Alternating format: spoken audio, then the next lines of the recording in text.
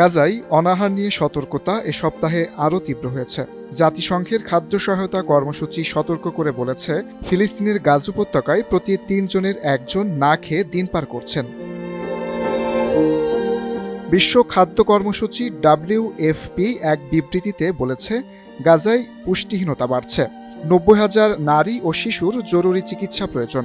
গাজার অপুষ্টিজনিত সমস্যার জন্য হামাসকে দায়ী করছে ইসরায়েল। শুক্রবার ২৫ জুলাই ইসরায়েলি এক নিরাপত্তা কর্মকর্তা বলেন, আগামী কয়েক দিনের মধ্যে গাজায় উড়োজাহাজ থেকে ত্রাণ সামগ্রী ফেলার অনুমোদন দেওয়া হতে পারে। সংযুক্ত আরব আমিরাত ও জর্ডান নতুন করে বিমান থেকে ত্রাণ ফেলার উদ্যোগ নিলেও ইসরায়েলের কাছ থেকে এখনও প্রয়োজনীয় অনুমতি পায়নি তারা। জাতিসংঘের মহাসচিব আন্তর্জাতিক সম্প্রদায়ের উদাসীনতা ও নিষ্ক্রিয়তা ব্যাখ্যাতীত বলে মন্তব্য করে আরও বলেন, ইসরায়েলি বান্ডেল থাকলে প্রতি সেনমানিতে টাকা বাঁচবে।